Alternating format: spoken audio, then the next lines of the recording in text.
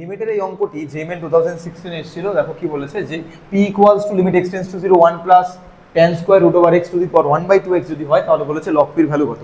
অঙ্কটা সলভ করার জন্য আমরা একটা লগের ফর্মুলা দুটো লিমিটের ফর্মুলা ব্যবহার করব। তো যেহেতু এখানে লগ p এর ভ্যালু বের করতে বলেছে তাই আমি বোথ সাইডে লগ নিলাম, আর আমরা জানি লগ নিলে পাওয়ারটা আগে চলে আসে। সো এখানে দেখো পাওয়ারটাকে আমি আলাদা করে লিখে নিয়েছি। যদি এবার এটাকে একটু সাজিয়ে লিখি তাহলে কি লিখতে পারবো, limit x tends to 0 log of 1 plus tan square root x into limit x tends to 0 1 something by 2x।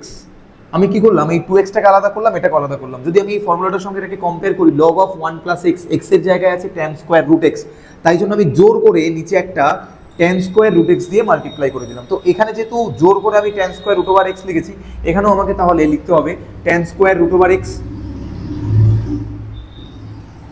tan square root over x। সেবার ভালো করে লক্ষ্য করো যে এই পার্টটা কত হয়ে যাচ্ছে, যদি x 0 এর দিকে অ্যাপ্রোচ করে রুট ওভার x 0 এর দিকে অ্যাপ্রোচ করবে, tan square root over x 0 এর দিকে অ্যাপ্রোচ করবে। তো x since x tends to 0 then we can say tan square root x is also tends to 0। তো এখান থেকে যদি আমি 1/x বাইরে বের করে দিই তাহলে কি পাবো, দেখো 1/2 বাইরে বের করে দিই তাহলে কত পাবো, এই পুরো পার্টটা 1 হয়ে যাবে আর একটা 1/2 বাইরে বেরিয়ে যাবে into limit x tends to 0 tan square root x divided by, আমি এটাকে লিখতে পারি root x তার হোল স্কয়ার। তো দেখো আলটিমেটলি এই পার্টটাও 1 হয়ে যাবে। সো 1/2 ইনটু 1, ফাইনাল অ্যান্সার হবে 1/2, অর্থাৎ লগ p এর ভ্যালু হবে 1/2।